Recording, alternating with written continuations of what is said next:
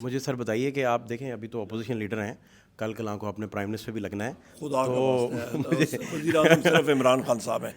نہیں وہ بھی تو کہہ سکتے ہیں کہ عمر ایوب صاحب نہیں, اس دفعہ بھی تو آپ پرائم منسٹر کے کینڈیڈیٹ تھے. نہیں, وہ صرف کینڈیڈیٹ تک حد تک ادھر ہی رکھیے گا.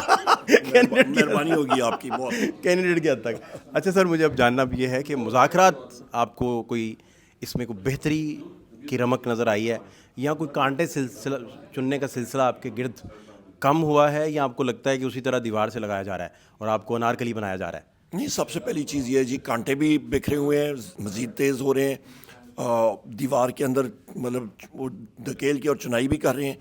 پر پھر بھی ہم لوگ مطلب مذاکرات کے سلسلے کو اس لیے اہمیت دیتے ہیں کیونکہ چیزیں آگے مذاکرات کے ذریعے جانی چاہیے. پر اس پہ کنڈیشن ایک ہے کہ دوسری سائڈ کی طرف سے, وہ انگریزی میں کہتے ہیں they've got a lot more to lose, کہ وہ مذاکرات نہیں کریں گے تو نقصان حکومت کا ہی ہوگا. ہمارا کیا ہے, ہم لوگ تو زمین کے ساتھ لگے ہوئے ہیں. اپوزیشن کا کبھی مذاکرات میں جو ہے وہ لوزنگ اینڈ پہ نہیں ہوتا. لوزنگ اینڈ پہ جو ہوتا ہے, جس کی کاسٹ بیئر کرنی پڑتی ہے, وہ حکومت کا ہوتا ہے. اور ہماری ڈیمانڈز بڑی سمپل ہے. اسیران کی رہائی آئین اور قانون کے مطابق. نمبر 2 کمیشنز, 9 مئی کا اور 26 نومبر کے کمیشنز بنانے. سچ کا سچ سامنے آنا چاہیے. نہیں, بھٹو صاحب کے مذاکرات جب نہیں چل سکے تھے اور بات ڈیڈ لاک کا شکار ہو گئی تھی, مذاکرات تعطل کا شکار ہو گئے تھے, تو اس کے بعد پورے ملک نے بھگتا اور پھر وہ تختہ دار پہ بھی جھولے, اس طرح کے حالات بھی بنے.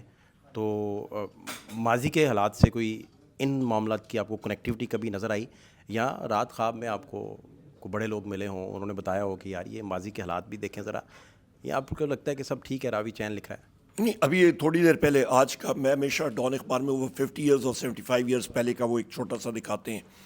تو میں بھی چیف منسٹر پنجاب کا اس وقت کے ٹائم کا بتا رہا تھا کہ وہ ایئر مارشل مرحوم اصغر خان صاحب کے حوالے سے بات کر رہے تھے.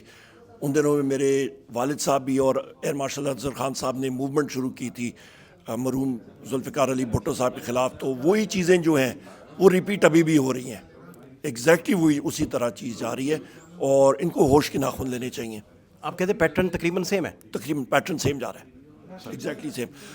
میں نے بات ہی کر چکا ہوں کہ اس کا فائدہ کوئی تھرڈ فورس لے جائے گی.